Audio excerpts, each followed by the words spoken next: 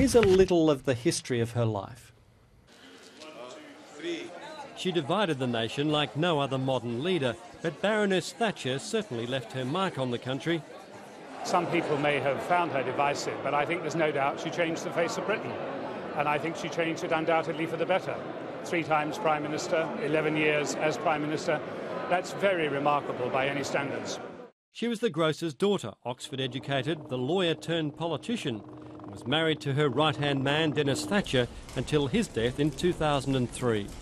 An education minister in Edward Heath's government, she did not always believe she would one day be Prime Minister. Would you like to see a woman Prime Minister? I think it depends upon who the person is. I don't think that there will be a woman Prime Minister in my lifetime. Baroness Thatcher believed in radical change, mass privatisation. Some prospered, others did not. Battles with unions often ended in violence. Rhetoric and heckling doesn't do it. Tory action does and will. Thatchernomics succeeded in containing inflation, but unemployment soared. To some, she was the woman who put the great back into Britain, sending the country to war over the disputed Falkland Islands. Just rejoice at that news and congratulate our forces and the Marines. Riding high on a patriotic wave, she won a second term in a landslide. But the spectre of growing unemployment fuelled concern she didn't care about the least well-off.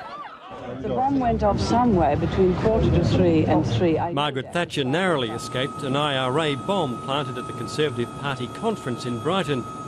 And she shared a mistrust of another perceived enemy, the old Soviet Union, with her close friend and ideological twin, US President Ronald Reagan. Between them, they're credited with winning the Cold War as the Iron Curtain crumbled. I'm enjoying this. I'm enjoying this. But not everyone was. Despite winning an unprecedented third term, her hardline politics, including the deeply unpopular poll tax, were taking a toll within the community and her own Conservative Party. The poll tax riots prompted a leadership challenge. In November 1990, she was pressured to resign. John Major took over as Prime Minister. The Thatcher era was over. She stayed on as a peer, wrote her memoirs and joined the public speaking circuit. The old wit still sharp. On my way here, I passed a local cinema, and it turns out that you were expecting me after all, for the billboards read, "The Mummy Returns." In recent years, a series of strokes left the Iron Lady, who divided and changed the face of Britain, a shadow of her formidable self.